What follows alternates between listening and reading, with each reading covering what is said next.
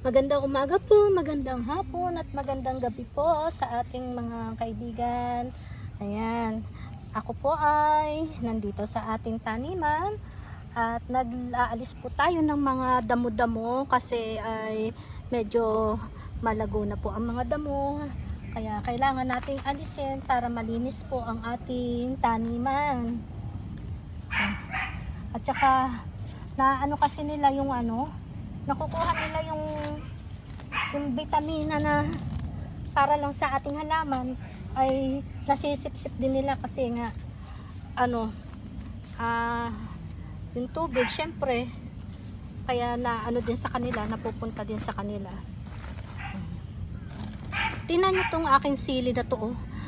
Grabe yung grabe yung laki ng dahon niya. Ayan, kaya lang alam nyo ba, ang ganda-ganda nito kasi may mga na nga siya, may mga bulaklak na nga siya. Kaso meron tayong kaibigan na nakapasok dito, ayan, kinain ng ating sili. Ang ganda-ganda pa naman, tuwan-tuwa ako kasi ang laki-laki ng dahon niya. Tingnan nyo naman, malaki pa sa palad ko yung dahon niya. At hindi lang siya, ayan talagang talagang inubos niya Ayan, ang gaganda pa naman ng dahon niya, ang lalaki. Wala tayong magagawa. Talagang kakatambal na po yata talaga ng pagtatanim natin yan dito. Ayan, tingnan nyo naman, diba? Sinaig niya. Ang ganda rin ng dahon nito. Ganito rin siya kalalaki. Ayan. Kaya, wala, ayan. Papaanuhin na lang uli natin. Papalakihin na lang uli natin.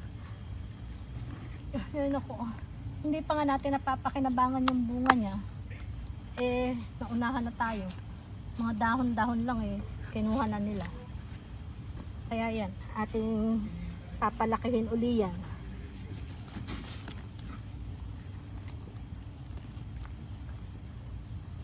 Hindi ko, kasi, feeling ko talaga, madami kasing mga dito, mga deer. Dito, squirrel, rabbit, ayan, marami po dito. Pero feeling ko po yan, deer, kasi may mga bakas kasi ng paa dito na na malalaki. Dahil nagdilig muna ako nung gabi, ayan, kinabukasan ganyan na sila. Kaya malamang deer ang ang kumain po.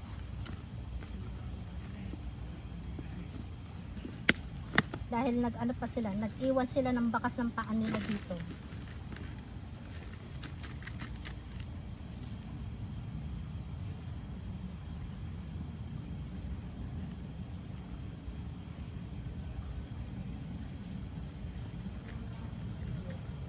Yan, masyado na kasing malalago na yung mga damo-damo ng halaman natin. Siyempre kailangan malinis siya.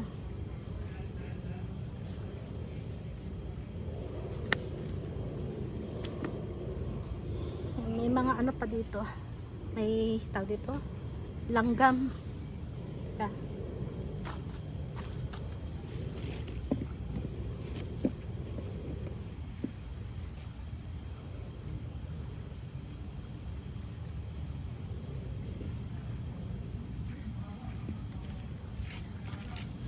Anuhin natin kasi makakasira ng tanim niyang langgam. Ang dami pa naman.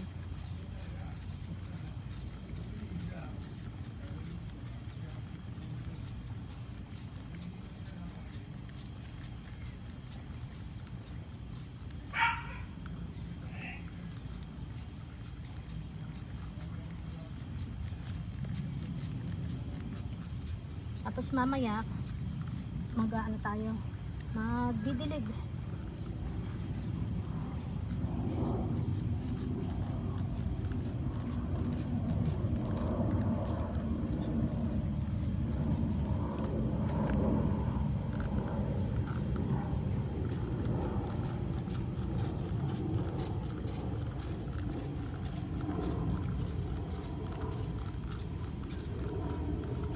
Baka kaya hindi makaano din pati yung ating ibang halaman dahil dahil sa langgam.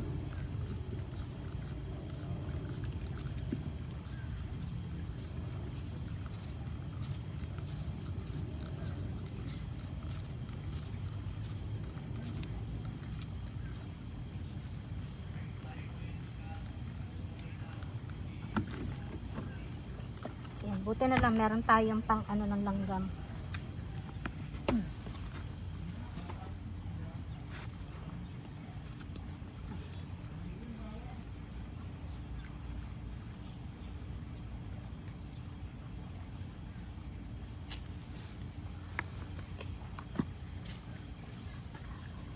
Ayan, maraming salamat po sa panonood nyo mga kaibigan, mga kamamis at mga kadadis. Ayan, mga kaibigan natin dyan. Ayan, paalam po muna. Ayan, hanggang sa susunod po uli. At huwag nyo pong kakalimutan na mag-like at mag-share po ng ating video. Ayan, maraming paalam.